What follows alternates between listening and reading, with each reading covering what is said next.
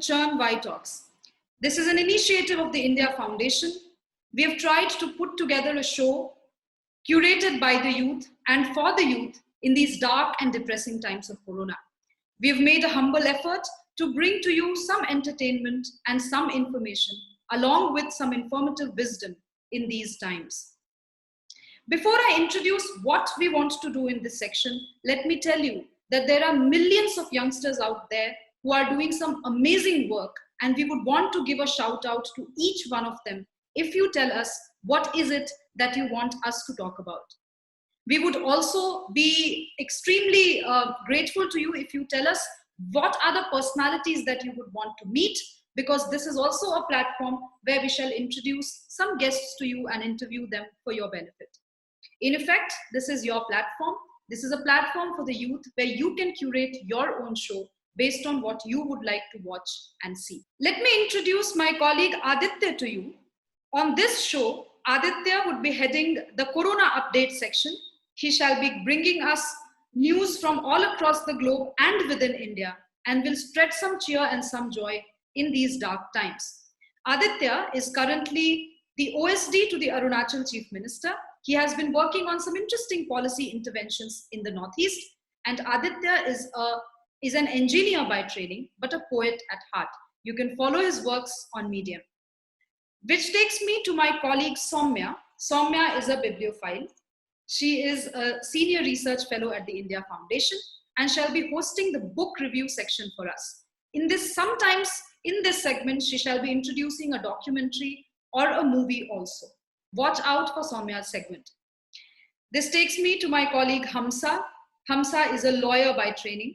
She's a visiting fellow at the India Foundation, and Hamsa would be hosting the shout out section where she will be giving an interesting insight into the various initiatives that youngsters are heading and bringing cheer and smiles in the lives of the old and the needy and the disadvantaged. Before I begin today's show, I'm taking you to my colleague Aditya, who shall be bringing the Corona updates from all across the globe and India today.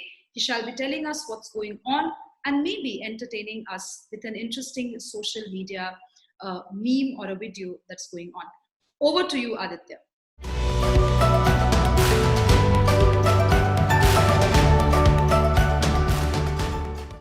Thank you, Shubrasta. Namaste. This is Aditya, and the section is called COVID Updates or COVID Trivia. I'll be sharing with you some interesting trivia floating around during the time of COVID-19. We are being told that to stop the spread of coronavirus, to save ourselves, to protect ourselves, we have to follow three basic things. One is physical distancing. Two, regularly washing, sanitizing your hands. And three, wearing masks at all times in public places. Today, I'm going to share with you a trivia around wearing masks. Wearing masks in the time of COVID-19. There was a time when wearing masks became compulsory for the first time in the US soil. In October 1918, as San Francisco received the pandemic's second wave, hospitals began reporting a rise in the number of infected patients. On October 24, 1918, the city's selected legislative body, the Board of Supervisors of San Francisco, realizing that drastic action needed to be taken with over 4,000 cases that were recorded, they unanimously passed an ordinance. What they basically did was making wearing masks compulsory, and penalties for violation were fines ranging from $5 to $100 or 10 days of imprisonment or both. But there were protests and an organization was formed. The name of the organization was Anti-Mask League of San Francisco. After a huge debate that lasted for around 2 to 3 months, masks were made voluntary instead of mandatory, and what followed was not pleasant at all. I would urge you all to go search about this and see what happened to San Francisco when they decided not to follow the norm of wearing masks. So to the viewers of Y Talks, I request you to please wear a mask and whenever you are moving out of your house, please hide your faces, please wear a mask. Now I'll move on to the next section in other news. This section is basically, I'm going to share the news items, some interesting aspects which are trending across the world. So recently we have been seeing that there have been a lot of positive effects of lockdown on the nature. Sitting in our houses, we can listen the birds chirping. We can, at least in Delhi, Gurgaon, we can breathe fresh air. The levels of pollution have come down drastically. Uh, there are news items which are talking about where Earth is vibrating lesser. You have all seen these pictures where Himalayan ranges, one was shared by Harbhajan Singh.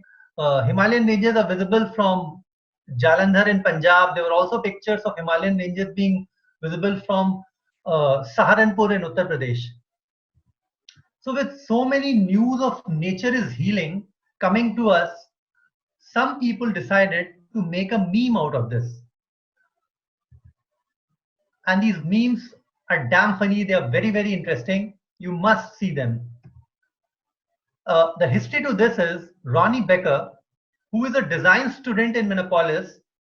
She gave an interview to BuzzFeed where she told that she was annoyed by the eco-fascist statements of "we are the virus," that is, the humans are the virus. And she decided to make fun of this and tweeted something on March 26th. So this is what she tweeted. With everyone on lockdown, the Lime scooters are finally returning to the river. Nature is healing and we are the virus. This set the ball rolling, and as you know, human innovation has no limits. People just latched onto it and created some very, very funny things out of it. Those they used their creativity, and now it's a global trend. I'll ask you to go on Google and search "nature is healing and we are the virus." I'll share some very interesting uh, creativities. Where first is this photo was taken yesterday in Ocean City, Maryland. The earth is healing via the virus. I think that's a Scorpio or Godzilla. And then the second one, wow, cows are returning to the sea. Nature is healing via the virus. I guess in such uh, depressing times where we are seeing so many people, thousands and thousands of lives being lost, some humor is not bad. Uh, I would urge you all to stay safe, take as many precautions as possible, and we at White Talks will make all our efforts to make your time in the house, in your homes, uh, interesting, and you can learn also some things. Moving on to you, Shubrasta ji. Thank you. Thank you, Aditya. Thank you for giving those amazing details to us, and also asking us to go and visit some memes. That was some great show that you put up for the youngsters today. This takes me to our next segment, the tete-a-tete segment. Today we have with us an interesting guest, a guest that millions of youngsters out there want to hear.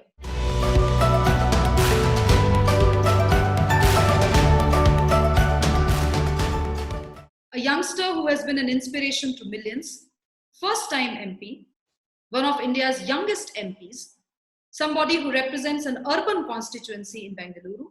I'm sure you would have guessed the name by now. We have with us Tejasvi Surya today. Hi, Shubrasta ji. Thank you so much for having me, and a big hi and good evening to all the colleagues of White Talks. All right.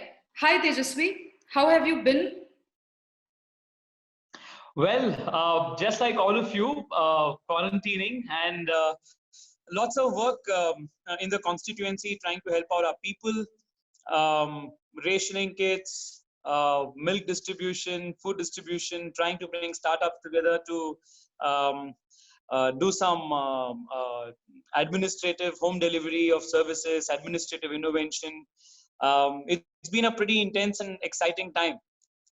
I'm sure. How have you been?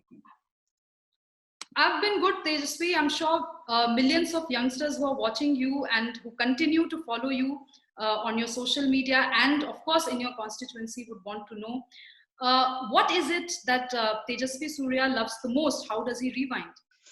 Well, whenever I find time in the late evenings, I am a massive binge watcher of some really interesting series. I have just completed watching Money Heist, and I have been tripping on Bella Ciao the last 4 5 days now. So now now I have started watching Extraction. So that's what I have been doing. So yeah, and of course some Carnatic music. That's my go-to rewinding option. So that's pretty much it. My dog isn't feeling too well the last 1 week, so some time has been going to tending to him. So that's it. That's most of the time, because through the day most of my time is in running around the constituency, going and meeting with people, official meetings, a lot of webinars and conversations like this through video conferencing. That's what is pretty much going on. Right. Tejasvi, you are a pretty young MP, and I'm sure there is something called ageism, which we never want to talk about, apparently, in the political space. As a youngster who has just gotten into the mode of being a young MP, taking care of so many responsibility and filling in the shoes that you are trying to fill in, what is it that you have to say on the issue? Well, like gender bias, age bias, or ageism is as true as gender bias and sexism. Um, and I can in the field of politics, where the natural working structure is so hierarchical, you feel it in a more pronounced manner. Most of the ministers that I interact with, most of the party seniors that I interact with, and most importantly, the senior bureaucrats with whom you interact with on an everyday basis, are all twice my age, or the age of my father or my mother. To work as their equals, and in some cases to work even as their superior, is quite challenge.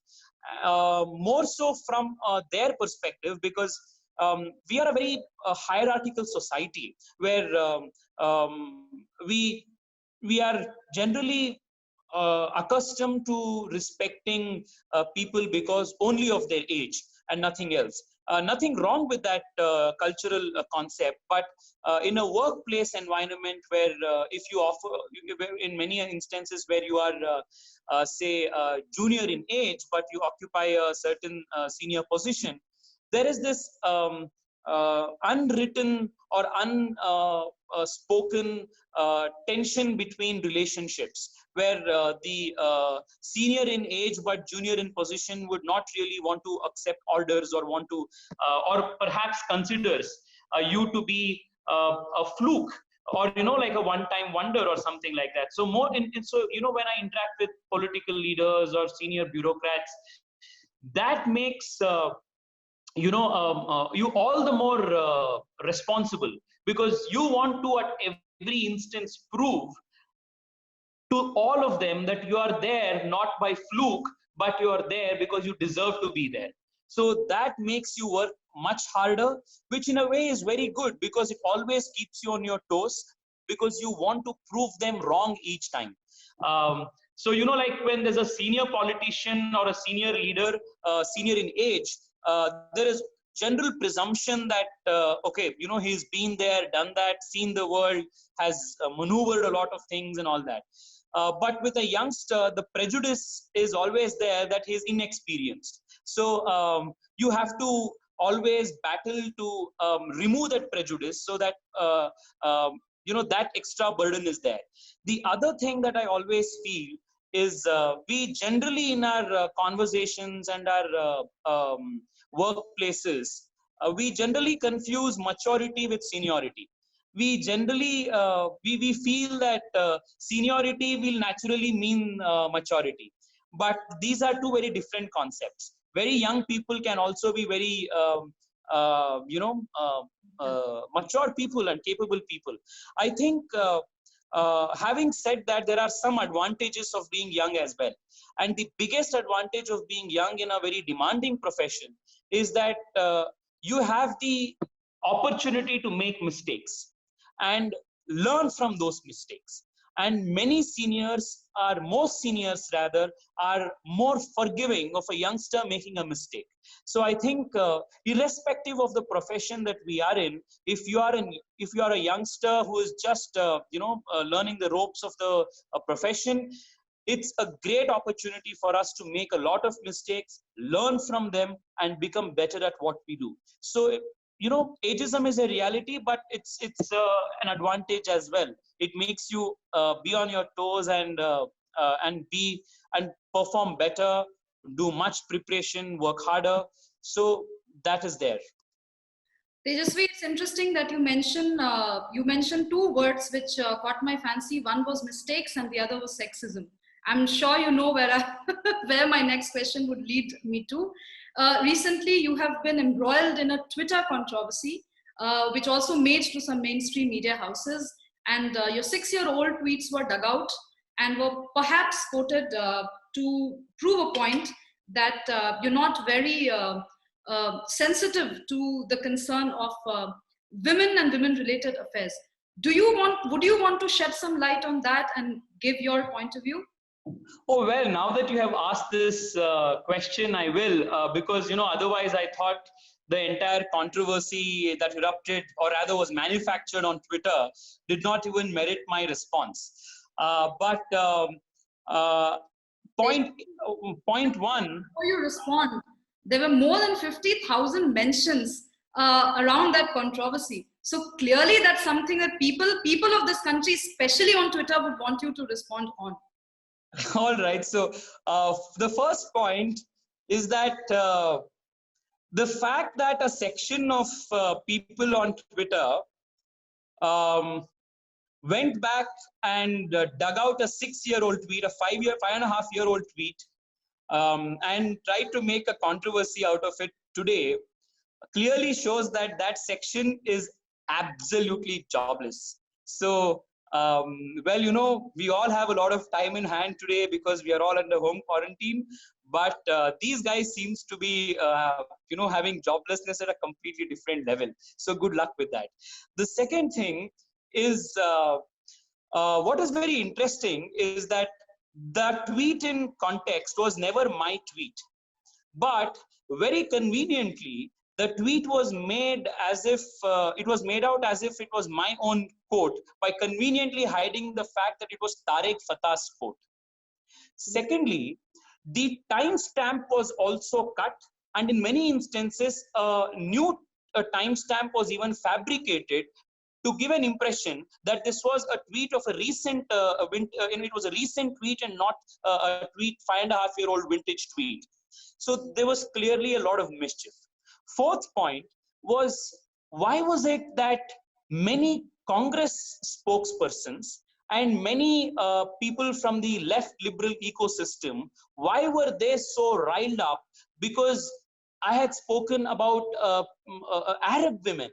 It again goes to show that their extraterritorial loyalties lie outside of India and not within this country. And most importantly, the issue that I was trying to raise 5.5 years ago is as important as it was then, the issue of female genital mutilation. FGM is a very, very serious issue which has ravaged the lives of young women in Africa and in parts of the Middle East. This barbaric, inhuman practice must be condemned unequivocally, and if someone who raises this issue is accused of being misogynist and is being accused of being not sensitive to issues of women empowerment and women sensitivity, then God save all those people who want to protect women's rights. So having said that, this entire Twitter controversy proved, like I mentioned, the joblessness, utter joblessness of these folks, and also their hypocrisy, because these very people who claim to be champions of women's rights try to make this issue anything but an issue of women's rights because their intention was to hide the issue of female genital mutilation, which is a very real and serious issue. So if at all we have to be discussing and debating any issue, it must be about why this practice is still in vogue and how come such a medieval barbaric practice is not universally and unequivocally condemned by everyone across board. So let's get back to the meat of the matter and make the controversy out of what it really must be. For the viewers of this show who have a little bit of interest in Hindi literature, I would expect you to go to Vani Prakashan's website and figure out, there's an interesting book, and I'm not going to mention the name of the book right now on the show. You have to stay tuned. Someday we'll do a book review of the show. It is an amazing book which talks about female genital mutilation. It's a translation of an English book. Please go and figure it out and let me know if you have been able to track the book down. Tejasvi, this takes me to the third section of this conversation. I would want you to throw some light on some amazing work which is being done in Bengaluru and youngsters who are involved there. Is there a shout out that you would want to give to some of your colleagues or institutions or organizations who have partnered with you and are bringing some cheer in times of Corona? Thank you, Shubrasta ji, for this opportunity. In the last 40 days since the announcement of the lockdown, our young team in our office has been spearheading a very interesting social movement here. And in the last 40 days, our office has facilitated the delivery of more than 2.5 lakh food packets to migrant laborers, the poorest of the poor in the society, the economically stranded people, and it's a very big number, 2.5 lakh people. We have made a task force called the MP Task Force of Bangalore South. There are more than 4,500 young volunteers who are a part of this initiative. It's again powered by a WhatsApp-based cloud platform where people can call on the helpline number, and our volunteers who are segregated based on police station jurisdictions will reach out to people. In the last 40 days, we not only have distributed 2.5 lakh food packets, we have given out 35,000 ration kits to poor families, have facilitated more than 5,000 trips to cater to medical emergencies, have helped farmers to buy their produce directly from the farms and distribute it to people in the constituency, have helped people procure medical supplies, groceries to their doorsteps, and even a group of young clinical psychiatrists and psychologists came together to provide mental health counseling to the frontline workers like the police, the ASHA health workers, and such others. And most importantly, all of us came together to come up with a first in India home delivery model, which is a WhatsApp bot-based commerce platform. So the shout out that I would want to give today is to all the amazing startups of Bengaluru city who have actually come together to support the initiative of the government. What we did, Shubrasta ji, here in Bangalore is something that is being now studied by a couple of other municipalities and corporations in different parts of the country. A WhatsApp-based platform where people can just type in their order, send in their location, even take a picture of the essential commodities that they need and send it on the WhatsApp, which will be fulfilled by delivery partners like Dunzo, Rapido, Swiggy, Zomato, and such other startups. And at a flat rate of just 10 rupees is something that is being studied across the country. And the most important aspect is all of these companies are headed by young entrepreneurs, and most of them are based in Bangalore. So it only shows that the new economy or the gig economy that all of us are speaking of is socially responsible, that who are erstwhile competitors like, Zomato and Swiggy are in the same space, Dunzo and Rapido are in the same space.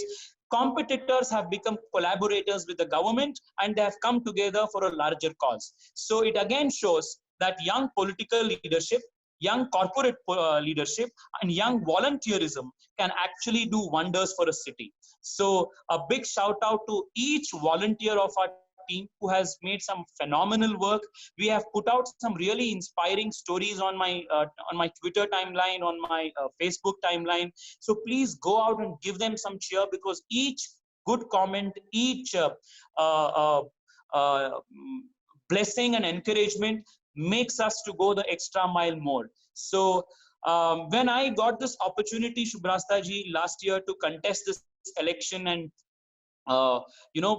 become a member of parliament representing the quote unquote the millennial 90s, our generation, it was not just I felt it was not I felt it was an opportunity for me to represent our entire generation, because we are an audacious generation, an ambitious generation. We have so much of, we are in such a big rush to do a lot of things, and therefore our campaign slogan last year during the election was "Youth Can Lead," and this 1 year thereafter, I can very confidently say that we have proved that youth can lead and lead very effectively. So this is possible only because of our young team, and a big shout out to all of them. Thank you, Tejasvi. This is a shout out to you, a young member of parliament from the family at Y-Talks and the larger online family. I'm sure you have a lot of fan base and you're already aware of that. Continue to inspire millions of youngsters out there, and let us know if we can be of any help in the larger initiatives that you are taking to take youth forward along with you. Here was Tejasvi Surya with us in conversation at Y-Talks. Thank you, Tejasvi. Thank you for joining in. Thank you so much, Shubrasta ji. Thank you, and all the very best to Y-Talks. This takes me to our next segment, the book review segment, and I have with me my colleague Soumya, who would take you and make you have a tour of an interesting book that she has in mind.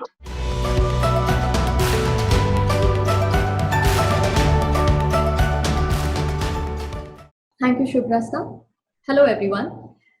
In times of lockdown, we often find ourselves either having exhausted our to read and to watch list, or we do not know how to use our time better. So in this segment, we thought we'd give you some suggestions on books, movies, TV shows, and documentaries that, while being entertaining, are also educational and informative. You could give it a pick right away or always add it to your list. Today, I'd be introducing a book. It's called Destined for War: Can America and China Escape the Thucydides Trap? It's written by Professor Graham T. Ellison. He was the former director of Harvard Kennedy School and became very popular during the Cuban Missile Crisis for his contributions. You can check the book cover in the backdrop. Now, in this book, Professor describes this trap as a situation: if a rising power challenges to displace a dominant power, then it will always almost result in war. He explains this thesis using the example of once rising Athens against the dormant Sparta. Professor uses this entire prism to analyze the past 500 years, and he has identified 16 instances in which this trap was created, out of which 12 war happened and in 4 the war was avoided. Professor then analyzes the 16 situations to come up with policy prescriptions that America can implement in order to avoid a war with China. Now, what's interesting is that the US-China relationship has been looked into from different angles. But what Professor provides is definitely a very unique way of looking at the entire situation. Now, you may agree or disagree with the policy prescriptions, like I myself have some reservations about it. But nonetheless, whether you're a scholar, academic, practitioner, or just somebody who's interested in this area, this book will be a very interesting read. Now, even if you like the area but you're not a book enthusiast, there are TED Talks available online which Professor has given on the same topic and about his book as well. You can always go and watch it. Now, before I leave, I will give you a small food for thought. This term, Thucydides trap, gained a lot of traction in not just the scholarly world, but also in policy circles to describe the situation of US and China. Do you think, or do you see it this way, that if more Indian scholars use the civilizational history to draw parallels and understand, analyze, and decipher the contemporary challenges of India and the world order, it will be more interesting way of looking at the world. Do let us know what you think about it. Thank you. Thank you, Soumya. Thank you for this amazing book review. I'm sure many viewers out there would want to read the book, and please let us know if you would want to know about more such book reviews. Recommend books to us that should be reviewed by our colleagues here at Talks. This takes me to our next segment, which is the shout out segment. And in the shout out segment, we will be introducing to you some inspiring personality, some inspiring initiative, or some inspiring organization that has been doing some amazing work during these dark, depressing times. Over to you, Hamsa. Who is it that you want to introduce us and our viewers today?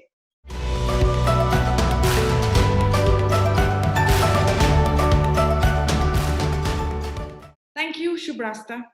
Namaskar, everyone. Today, we shout out for Kaushik Nuguri, a young startup entrepreneur and an animal activist from Hyderabad.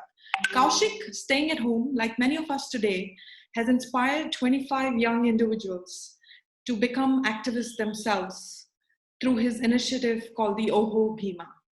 Let's see what the Oho Bhima initiative is all about.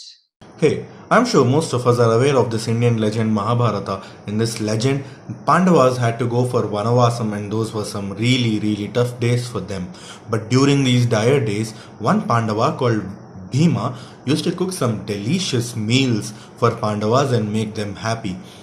I feel this quarantine is no less than a modern day Vanavasam, and if you can cook, you are no less than a Bhima. A lot of dogs which depend on restaurants and other food places like street food bundis are starving to death because of this lockdown. This might have some major impact on our urban ecosystem as well. Dogs are our natural scavengers and they process the wet waste. We cannot afford the absence of our street dogs. A lot of NGOs are at work. A lot of group of nice people are feeding them, but I feel this might not be enough. I feel each and every household should take this responsibility of feeding a little to stray dogs every day. You can feed them absolutely anything. They eat curd rice, they eat normal rice, they eat bread.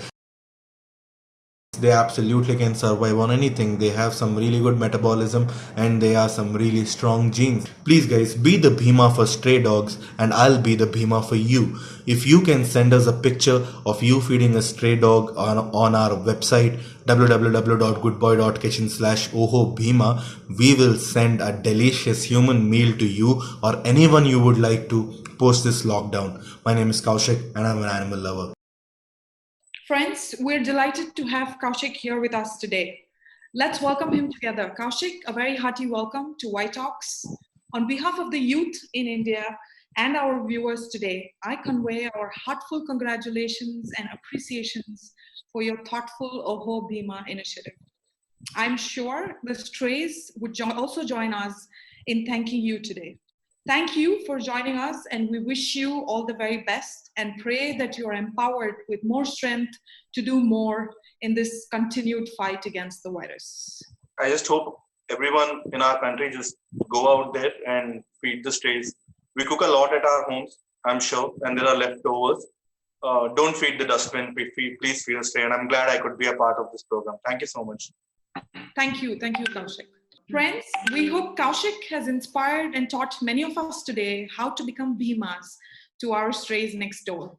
Not just that, please look around, find the needy, and contribute your bit to the national fight against Corona by staying at home, staying safe.